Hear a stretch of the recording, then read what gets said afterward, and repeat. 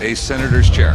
That's amazing. When you get elected to be a senator, they issue you a seat on the Senate floor. Imagine being handed a revolver from 1849 and being told, yeah, a miner probably had this in his pocket while digging for gold. That's exactly what walked into the shop this episode. A Colt pocket revolver that screams cowboy vibes. The seller wanted $1,000, but Rick noticed one big issue. Someone took a wire brush to it. That's like polishing the Mona Lisa with sandpaper. Can you hear the collective gasp from antique collectors? Okay, and this thing's loaded. So what's the oldest gun you got? That's it right there. Okay. Rick breaks down the details. The revolver is authentic, rare, and probably belonged to a left-handed owner, based on the wear patterns. That's some forensic gun science right there. But the cleaned-off patina kills the value. The seller shoots high, Rick shoots low. The haggling lands at $300, and Rick admits he might have overpaid. Cue the ominous music. A long time ago. This is pretty cool. I mean, this was a cowboy who liked to shoot a lot, you can tell. Most likely left-handed too, because if he kept it in a holster. Naturally, Rick takes it to his firearms expert for confirmation. And wow, the verdict? Brutal. The expert explains the missing parts, non-functioning cylinder, and destroyed value thanks to that wire brush treatment. It's like cleaning the Mona Lisa. Rick sighs. The expert basically tells him the gun's a paperweight unless he throws thousands into restoration, making Rick's $300 gamble a total bust. Ouch. From what I can see, it's been beat up pretty bad. Too bad, it's a nice first model. Brass, all brass, and there was an etching on the cylinder of a stagecoach scene on it, and they were really nicely made. As if bad gun investments weren't enough, Corey strolls in with a 27-foot Chris Craft boat he bought for $16,500. Without a test drive, without approval, Rick and the old man lose it instantly. The phrase holes in the water you throw money into gets tossed around more than an oar at sea. Talk about rocky waters in the family dynamic. What were you doing out there with that boat? I bought it. What do you mean you bought it? I bought it.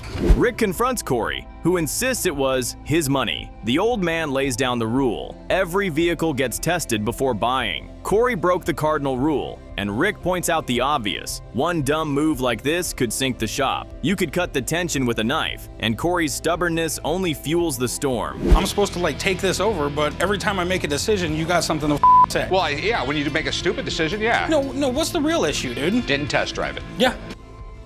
Rick, desperate to salvage the situation, drags the boat to his buddy Bill, a marine expert. Bill sizes it up, and his verdict swings wildly. This might be a home run, or a total strikeout. Basically, the boat could either be worth $30,000 or a $16,500 bonfire. Rick's face is pure regret in HD. Yeah, your dad know you bought this? Yeah, he's pissed. A week later, the repair bill lands, $4,000. Not cheap, but not catastrophic either. The good news? Bill assures Rick the boat can fetch over $30,000. Rick breathes for the first time all episode. Even Corey smirks like he pulled off a win, but let's be honest, this was a lucky escape from financial Titanic territory. Well, we went through the hydraulics for the trim system and replaced the motor. That's why the motor wouldn't start. Okay. We tuned them both up, acid washed it, and buffed it out in detail. Just when you think the drama's over, a customer struts in with Salvador Dali prints from the 1967 Divine Comedy series. That's right, surrealism meets pawnshop. The guy wants $7,500 each. Rick counters at $5,000. The seller won't budge below $6,000. Negotiations hit a Salvador Dali level impasse, totally surreal, and ending in no deal. I'm coming into the pawn shop today to see what they would give me for my Salvador Dali prints. I understand this business buys fine art. They have experts that can appraise it very well. But the crown jewel of the episode? A 1954 Gretsch Rancher guitar with Hollywood history. Robert Duvall strummed this very guitar in Tender Mercies, the film that won him his first Oscar. Only 10 were ever made that year. Talk about rare. This thing practically hums with cinematic magic. It's, to the best of my knowledge, all original. What's special about it is that Robert Duvall played it during his movie Tender Mercies. The seller wants $10,000. Rick, ever the realist, offers $4,000. The seller stands firm, pointing out its rarity and star power. Rick suggests Sotheby's instead, admitting he can't flip it for a profit at that price. No deal, but the drama of watching such a unique guitar walk out the door? Heartbreaking stuff. All right, I'll give you $4 grand for it. That's not quite enough. Okay. I can get at least $8,000 for this. Yeah, I just can't pay that. Sure. Sorry, we couldn't do business, man. Okay. Back to the boat saga. After repairs, Rick rolls it out with Corey and Bill. The Chris Craft looks sleek, purrs like a cat, and shines like new. Rick spent $20,500 total, and with a resale value north of $30,000, they're looking at a fat profit. Against all odds, Corey's gamble actually pays off. Even the old man can't argue with cold, hard profit. So what's the damage? You spent about $4,000. Ah, that's not bad at all, dude. Oh, good. I thought it was going to be just something horrendous. Rick, relieved, admits it wasn't a bad deal after all. But let's be honest, the real entertainment was the near mutiny in the pawn shop when Corey revealed his purchase. Boats, busted guns, Oscar-winning guitars, and surrealist art. This episode had it all. Things got rocky, messy, and downright hilarious. Classic Pawn Stars chaos at its finest. I would never have second thoughts about buying another boat. Who could not like it? We did great, Big Hoss! All right, this wasn't a bad deal after all. Imagine walking into the pawn shop with a literal seat of power. That's exactly what happens when a seller brings in Senator Pat McCarran's actual Senate chair. We're talking about the same chair he sat in while America declared war on Japan, Germany, and Italy. Rick's eyes light up like it's Christmas morning in DC, but he immediately wonders if it's the real deal or just an office chair with a fancy name tag. I've got a seat out of the Senate. A senator's chair. That's amazing. When you get elected to be a senator, they issue you a seat on the Senate floor. This is a lot of history right here. The seller explains it came from friends in DC, who snagged it at an estate sale and gave it to him as a retirement gift. Rick inspects the leather, the hardwood, even the squeaky wheels, and everything looks legit. He can practically feel the political power radiating from it. But Rick knows better. If replicas exist, this could turn into the world's most expensive desk chair. Time to call in an expert. What do we have here? I've got the seat of power. Okay. It belongs to Senator McCarran. Or at least it used to. He hasn't been around for a while. I mean, if this was McCarran's chair, it's got a lot of history to it. The expert strolls in and confirms the chair is authentic. Not only is it McCarran's actual Senate-issued seat, but its historical significance makes it invaluable. Rick sits in it himself and jokes that he already feels like a better person. The seller wants $7,000 but says he won't take less than $3,500. Rick, calculating resale value, prepares for a tense negotiation. Senator McCarran's chair? Oh, now that's interesting. In the U.S. Senate, we have specific desks. Those never leave the Senate. In fact, people actually sign their desk, sign the drawer in the desk. The chairs, on the other hand, they have to buy it. Negotiations begin, and you can feel the tension. Rick starts low, the seller pushes back, and finally, they strike a deal at $2,500. The seller looks satisfied, but Rick knows he might have just scored a piece of history for a bargain. That's one way to take a seat in politics without running for office. How about $2,000? It's not a representative's chair. It's not a councilman's chair. It's a senator's chair. How about $5,000? I will go $3,000, and that is it. $3,500. I'll go $3,100 and not a penny more. Okay. Next up, another blast of history. Literally, a young Air Force pilot brings in a signed photograph of the Gemini space launch, complete with autographs from legendary astronauts like Buzz Aldrin. Corey's instantly intrigued, but when he asks for paperwork, the seller admits he has none. Red Flag City. I got a picture of the Gemini launch space program. Got a whole bunch of autographs from a lot of the astronauts. Buzz Aldrin's on it right here. You got Buzz Lightyear on there? Corey carefully examines the signatures, pointing out names he recognizes, and plenty he doesn't. The seller swears they're authentic, inherited from his grandfather, a fellow Air Force pilot. Corey doesn't doubt the story, but knows in the pawn world, stories don't pay bills. He calls in an autograph expert to separate the moon landing legends from potential Sharpie scribbles. A bunch of space and test flights designed to help develop equipment for the Apollo missions, which got us to the moon. I mean, man, you got a lot of signatures on here. I mean, you got Buzz Aldrin, I know who he is. Grissom. The expert arrives and the suspense is thick. He examines each signature, and sure enough, they're the real deal. The seller beams with pride, but Corey's poker face stays on. The big question is price. Without documentation, Corey knows it'll be hard to resell. The seller wants $2,000, Corey offers way less. After some back and forth, no deal is made. Tough break, but at least the autographs aren't fakes. You failed to notice probably the most important signature, if it's authentic. First man who walked on the moon, Neil Armstrong. I didn't even notice that. This is authentic. That would be the #1, the most valuable signature, definitely. If space and politics weren't enough, the shop shifts gears into NASCAR. A seller walks in with Ryan Newman's Winston Cup fire suit, worn during the early 2000s. Chumlee can't resist asking if the guy drives around town in it. The seller explains he found it while cleaning out a warehouse. He wants $2,500, but realistically would settle for $1,000. Got a Ryan Newman fire suit. I believe it's from 2002, 2003. Do you wear this thing driving around town? No. Rick inspects the suit. It's authentic, flashy, and definitely the kind of memorabilia NASCAR fans would drool over. But as always, Rick's thinking profit margins. The seller's bottom line is still too high, and after some haggling, they can't land a price that works. The fire suit leaves the shop without a buyer, leaving Chumlee disappointed he won't get to cosplay as a race car driver. Ryan Newman, they call him the Rocket Man. This guy used to win every pole every week. He's quick. Has he ever won any races? I'd say probably 15 Winston Cup Series races and probably a handful of like nationwide races. By the end of the episode, we've seen Rick sit in a senator's chair, Corey chase astronaut signatures, Chumlee eye a NASCAR fire suit, and Rick contemplate buying an actual execution device. Politics, space, sports, and shock therapy. This episode had it all. And as always, the negotiations were messy, hilarious, and full of Pawn Stars drama. Type buyer because they're huge. I realize they're going to take a lot of real estate, but they're beautiful. Yeah, they are beautiful. I mean, there's tons of work here. The problem is it's not that old, and by the time you put this thing together, it takes up a room. The episode kicks off with the ultimate attention grabber, a full-on 1890s Hotchkiss Cannon. Yes, an actual cannon parked in someone's living room facing the front door like it's part of the home security system. Rick's intrigued but cautious. His big worries are whether it's authentic, if it actually fires, and of course, whether it's worth anywhere near the seller's $30,000 asking price. Already this deal feels explosive. Holy cow, a cannon!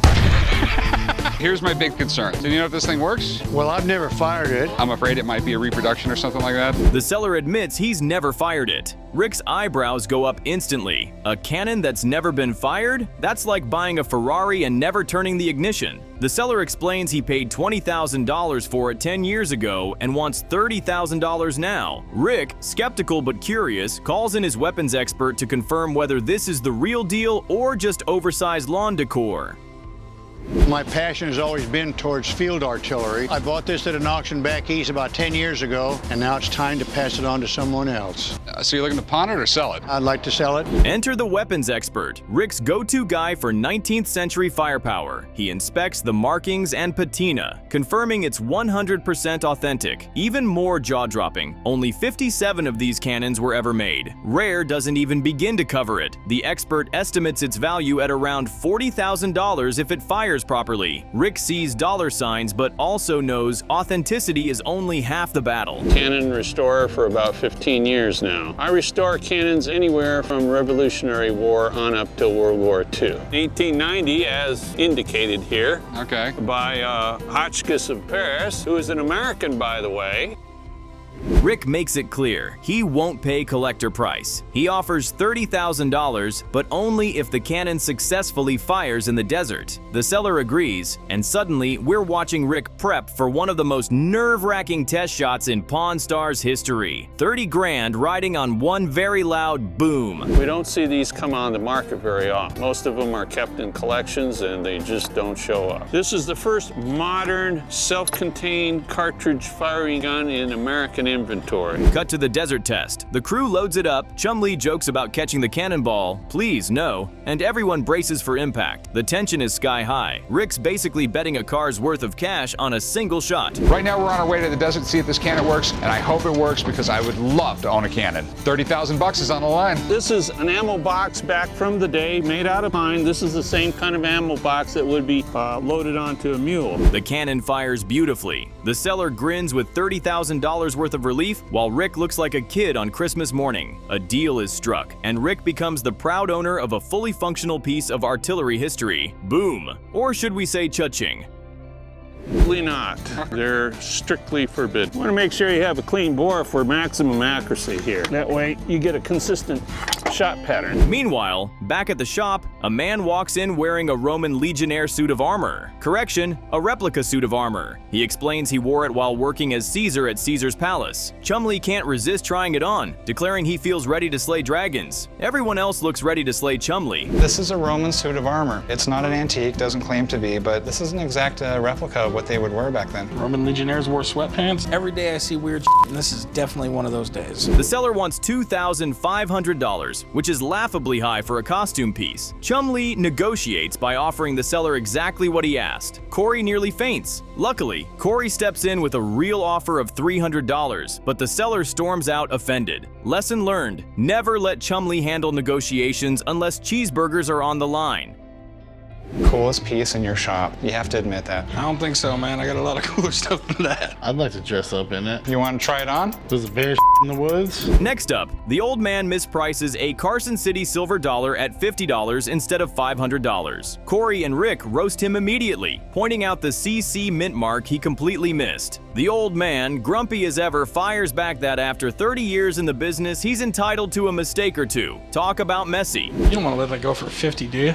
No, I don't want to let it go for 50. This is a Carson City. Exactly. It should be like $500. A Carson City coin is expensive. Just do the fact is, it's a rare coin. The crew finally drags him to the eye doctor. Watching the old man squint through an eye exam is comedy gold. Corey needles him the whole time, prompting the old man to threaten, "I will piss on your grave and still be sitting here." That's not just sass, that's Hall of Fame level trash talk.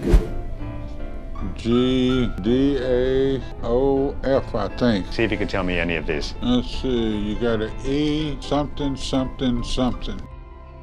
Later, Rick loans $4,500 against a massive 3,000-pound woodworking table saw. The seller claims it can do everything: cut, plane, join, but conveniently doesn't have it hooked up to show proof. Rick still agrees, leaving his crew the nightmare task of moving it. Today I'm looking to pawn my Knapp multi-purpose woodworking tool, and I need to pawn it. I need the money. The moving operation is pure chaos. Chumlee insists he knows what he's doing, which of course means disaster looms. At one point, they actually get stuck trying to lift it, but miraculously, nobody loses a limb. The saw finally gets strapped down, and Chumlee celebrates like he just won a NASCAR race. Everyone else just looks relieved to be alive. And what else does it do? This is the joiner, and it's for surface planing your lumber. Okay.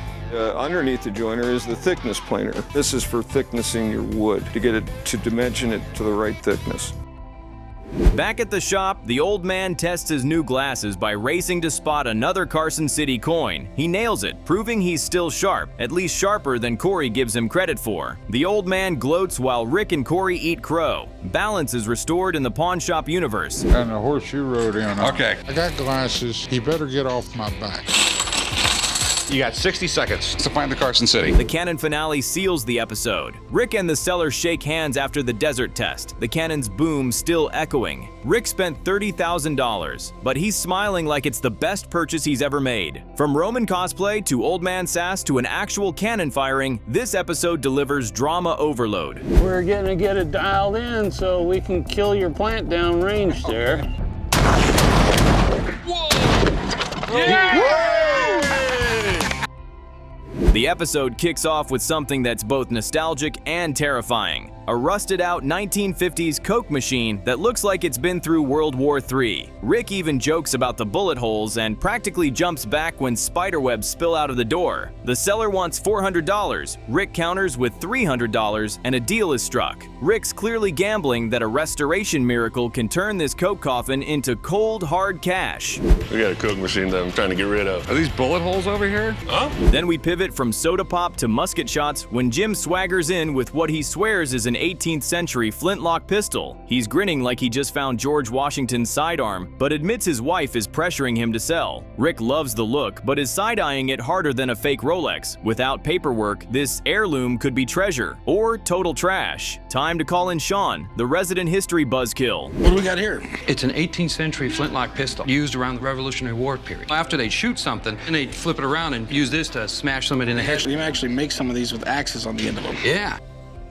Sean examines the pistol with Sherlock Holmes intensity. He points out the smooth bore and crown markings, then swings the axe. It's a reproduction. Jim's smile evaporates instantly. His $1,000 dream gun is worth maybe $100. And the kicker? He paid $800 for it. Talk about buyer's remorse. You could cut his disappointment with a bayonet. Well, this form of flintlock pistol was made by the British military in between the years about 1790 and 1820. It's a smooth smoothbore barrel with a range of about 20 to 30 feet. To cleanse the palate, a seller hauls in a stack of comic books from the 60s to the 90s. Rick flips through X-Men, Black Widow, even Teenage Mutant Ninja Turtles, but the excitement fades fast. Rick explains comics aren't the cash cows they once were. He offers $70 for the lot. The seller takes it, probably realizing this is cheaper than a storage unit. I have at least 130 comic books here. They range from maybe 50 cents to $1 a piece. I should be able to get at least $130 out of all of them. Then comes a real-time machine, a 1941 Philco radio. The seller switches it on, and a baseball game crackles through. Rick's face lights up like he just stepped into a black and white movie. The seller wants $250. Rick lowballs him at $100, and they settle at $150. The radio plays ball, and Rick gets a win. So what do we got here? This is a 1941 Philco radio. So does it work? Yes, I had it working today on the AM station. What were you listening to?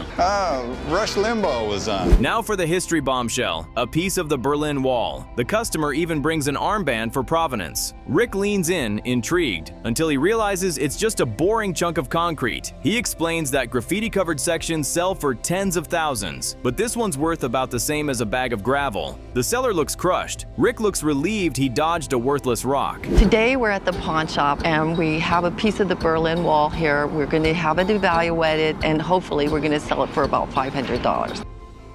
Meanwhile, that Coke machine gets hauled to Rick's restoration buddy. The guy stares at it like it's roadkill, listing off missing parts and enough damage to make a junkyard blush. But instead of running, he pitches a wild plan: turn it into a multi-drink machine. Rick hesitates, then takes the leap. This is either genius or financial suicide. Like I said, a little rougher than most. Wow, that's the roughest thing I've ever seen. Somebody didn't like it very much, did they? Wow, they destroyed that. It looks like somebody did abandon it out in the desert and stole all the parts. 1 week later, the big reveal hits. The Coke machine now shines like it came straight off a 50s showroom floor. Chrome polished, new decals, modern mechanics. This thing is sexier than a jukebox in a diner. The bill, $2,500. The new value, around $7,500. Rick just turned rust into gold, and you can practically hear the cha-ching. We ripped it in a million pieces and we sandblasted it and started all over from scratch again. Yeah, this wasn't even here when I dropped it off. Yeah, we went and did you a brand new plate on the front, new silk screening and new decal. Back to poor Jim and his pistol. Sean breaks it down brutally. The engravings were punched, not carved. The proof marks are missing, and the so-called antique is faker than a $3 bill. Jim mutters he paid $800 and now it's worth about $100. His face screams, "My wife is never letting me live this down." You would expect to see all the metal heavily pitted. This one you can tell what the markings are. There's no apparent major pitting or damage or deterioration to the metal or the wood. So I would classify this as a very good defined condition. Rick sums it up. No paperwork, no deal. Jim's out $700 and a healthy dose of pride. The only silver lining is Rick didn't get stuck with it. This is one of those moments where you want to hug the guy, but also maybe laugh just a little because his antique is basically a bad Halloween prop. So how much is this thing worth? Its value would be about $75 to $100. I paid $800 for this. I'm sorry you got burned. Yeah, so okay, maybe the thing is a fake. Finally, we circle back to the Coke machine. Rick runs his hand over the restored beauty, grinning like a kid on Christmas morning. He jokes he could fill it with 72 beers and clear it out with his buddies over a weekend. Honestly, that's the kind of business plan Chumlee would actually approve of. From fake pistols to Berlin rocks to soda machines reborn, this episode was messy, hilarious, and pure Pawn Stars chaos. To take this apart, pull the liner outside, and then put new insulation in after we pounded it straight, painted it, and then put it back in. He's done so much work to it. When I dropped this thing off, it was rusted out. I mean, everything was bad in it. And it looks like it was just rolled off the assembly line. The episode kicks off with a bang. Literally, a seller walks in carrying a 1750 blunderbuss, basically the shotgun of pirate movies and old-timey naval battles. The guy admits he's selling it to buy an engagement ring. Nothing says true love like funding it with a cannon that once fired broken glass at strangers. Rick explains this beast could fire nails, rocks, or whatever junk you shoved in. Romantic, right? It's a 1750 blunderbuss. Blunderbuss, not bust. Rick's not about to throw down cash blindly. He explains the difference between replicas and outright fakes. One's just a copy, the other is a scam artist's dream. He's worried the blunderbuss could be aged to look old, and no one wants to pay thousands for a glorified costume prop. The seller swears it's real, but Rick wisely calls in his antique weapons expert to settle the debate. To be honest, I don't know much about the gun. I know it's 250 years old, and it seems like it's a pretty good condition. Meanwhile, in the shop, the old man is on a tirade about all the swearing. He institutes a Cuss Jar, charging $1 every time someone slips. Corey groans. Rick immediately owes money, and Chumley, in peak Chumley fashion, pays $10 up front like he's buying a weekend cussing pass. Honestly, smartest investment he's ever made. Chumley, can you do something with this piece of Every time I turn around in here, somebody's cussing. Give me a It's like a damn saloon. Who the bought this? Next, a guy shows up with what he swears is a World War II pilot ejection seat. Rick stares at it like, why in the world would you buy this? The seller admits it was cool bachelor decor, but not so great now that he's married with kids. Yeah, nothing screams family-friendly like a rocket-powered chair in the living room. Why do you think that? Because it looks like it's out of a jet or something. This looks way too high-tech and way too heavy for something made in World War II. Rick takes one look and calls bluff. It's way too advanced for World War II. Enter Ken, his Air Force mechanic buddy, who instantly pegs it as a 1960s F-4 Phantom seat. Even funnier, the parachute pack is still intact, which proves nobody's uncle ever blasted out of a jet with it. Family legends crushed in real time. Well, I can tell you right now, this is definitely not World War II technology. This is definitely something a little bit more modern. Ken delivers the shocker. This thing could fetch $3,500 with collectors. The seller, who wanted $300, suddenly thinks he's sitting on gold. Rick isn't impressed. He points out nobody has ever walked in asking, "Hey, you got an ejection seat?" and passes on the deal. The seller leaves stoked just knowing it's valuable, while Rick breathes easy not having to display a rocket chair next to the guitars. So Ken, how much are these things worth? In its condition, to a collector, probably about $3,500.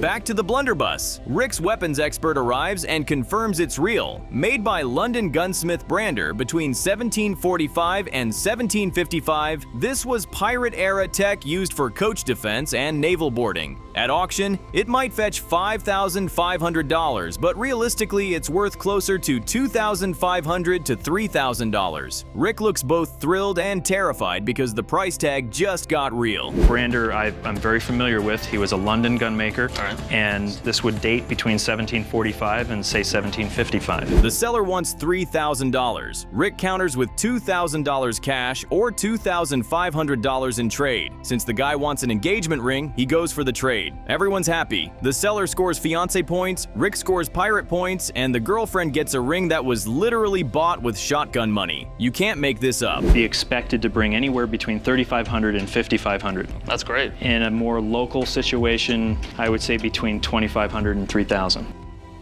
Then, nostalgia pedals into the shop, a 1966 Schwinn Stingray bike. The seller needs rent money and asks for $400. Rick's eyes light up. He had one as a kid and practically drools over the outlawed stick shift gear system. Yep, they banned it after too many unfortunate accidents involving boys and the shifter. Talk about painful history. Yeah, I need a little bit of money for rent. I'm hoping to pawn this for about $300 or $400. Rick offers $300 on a pawn loan. The seller accepts, giving him 120 days to buy it back. The bike pedals off for now. Though odds are good, Rick keeps it. Let's be real. This bike has more gears than Chumley has negotiation skills. Raised frames, there's no weld marks. It was just a cool bike. This was the fancier model because it had 5 speeds instead of 3.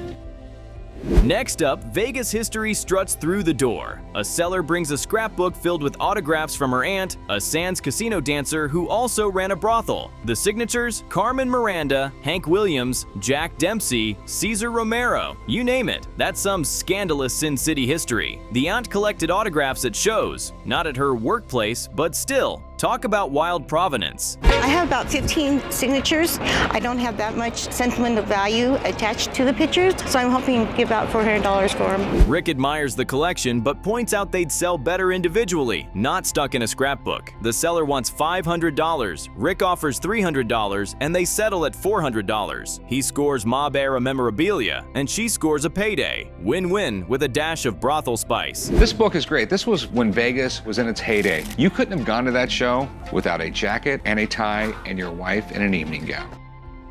Finally, time to test fire the blunderbuss. Rick's expert supervises while Chumlee volunteers as if he's starring in Jackass 1750 edition. The gun misfires, finally blasts, and Chumlee immediately whines about workman's comp while bragging he felt like a bad motherfather. He missed the target, singed his hand, and still thinks he's a pirate. Classic Chumlee. You're going to put your main charge of powder in the muzzle. If you don't use the correct black powder, you have a hand grenade. That thing will blow up. Rick seals the episode with a grin. He landed a genuine 18th century blunderbuss, passed on a jet-propelled living room chair, scored Vegas brothel memorabilia, and watched Chumlee nearly blow himself up. From pirate weapons to rocket seats, this episode delivered chaos, comedy, and cash, Pawn Stars at its messy best. Point at the target, and when you're clear, let her rip. I'm about to get medieval on your ass.